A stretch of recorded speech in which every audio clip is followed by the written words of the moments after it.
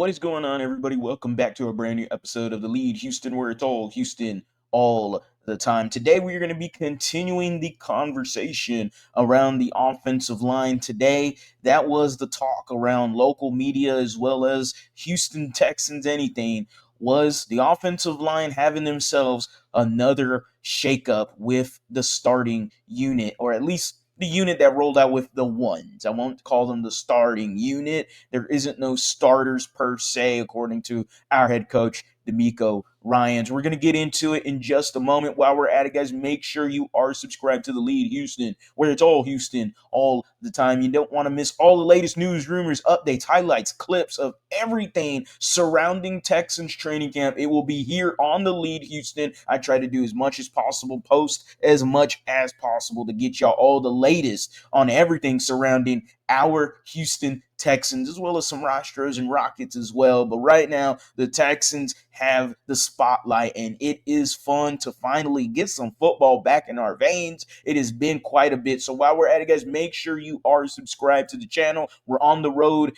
to 14,000 subscribers, really on the road to 15K. Before 15K, we got to hit 14K. So we are under 60 subscribers away from 14K. Make sure you do your part, and let's go ahead and get the ball rolling. They get 14K hopefully soon, man. Hopefully soon, before maybe the first day of training camp. If you see me there on Saturday, don't be a stranger. Come along, say hello. How you doing? I don't mind talking ball with anybody. I'll be there 5 o'clock in the morning, so you'll see me near the beginning of the line. If you see me, come on through, and hey, maybe I'll let you cut in line because I'm just that nice of a human. So without further ado, let's go ahead and get into the talk around Texans training camp day 2 around the offensive line. Now, really good quote from Daniel Hunter today. If anybody missed that clip, you can catch it right here on TheLead Houston. That's why you got to subscribe, man. Hit them bell for the notice to turn on. You can't miss anything. Daniel Hunter talked about the difference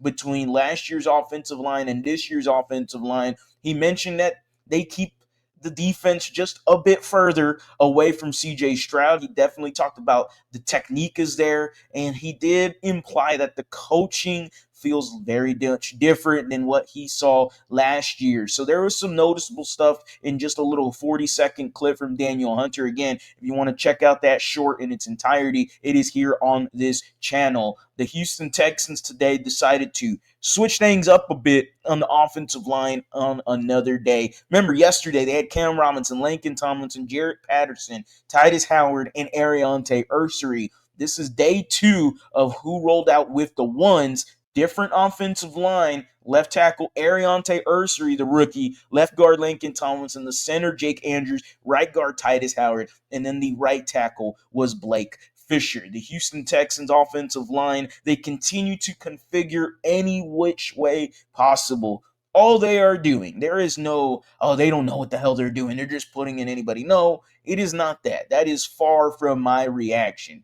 My reaction is what I proposed was an idea that they were going to do for the rest of training camp, and that is they're going to try to find every possible matchup, every possible matchmaking ability that they can for this offensive line, because at the end of the day, you need the best 5, and they are going to go through process of elimination who they think are the best 5 to protect CJ Stroud. It does make me wonder, considering OTAs and minicamps, that we saw a constant 5 out there with Cam Robinson, a left tackle. Then you had Laken Tomlinson, Jake Andrews. The right guard was Titus Howard, and the right tackle was Blake Fisher. Well, going into day 2, we saw something different. It just makes me wonder with minicamp and OTAs, how much confidence did they have in that group? Were they just trying to get Jake Andrews some reps with some of these ones? I'm very curious as to why we consistently saw that lineup as compared to now with training camp, where we've seen multiple lineups even throughout the day, them changing the offensive line again and again and again.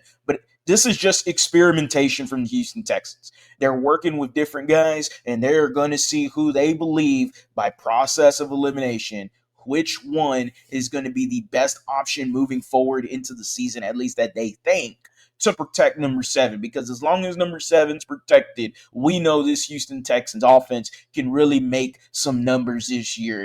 me and Ruben have been saying all the way from Bleacher Report, we are an offensive line away of potentially getting to a Super Bowl. That is a big ask this year for the offensive line, but all we are realistically asking for is an average offensive line. And if we get that, then the Houston Texans can really cook and do their thing. So that's what's changed in day two. Different offensive line. The Texans are experimenting. They're not going, don't have to go nuts. They're not going to have a same unit every single time. So hold the brakes on the overreactions, Texans fans, okay? They're, to me, they are just experimenting. It's something I mentioned in my previous video on the offensive line that you could also find on here.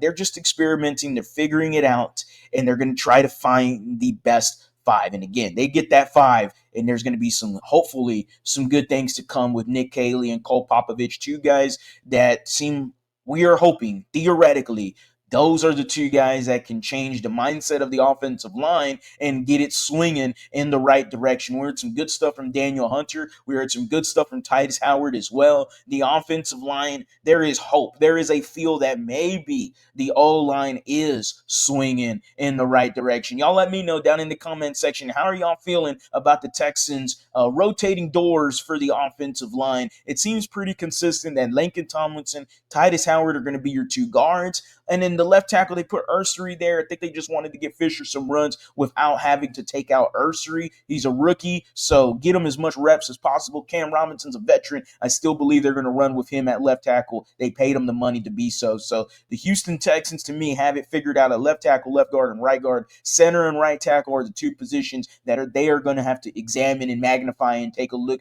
within their depth who they think is the right guy for the choice. Y'all let me know, who do y'all think the right choice is for the offensive line? How are you feeling about the rotating doors, the shuffling chairs of the O-line? Are you going nuts? Do you think you're just going to stay patient like I am? They're experimenting. Let the Texans do their thing. They're getting paid for it, not me. I just come here to talk on a camera. It is what it is. So y'all let me know down in the comment section. You know I'll reply. As always, guys, go Astros, go Rockets, go Texans. You have a blessed day.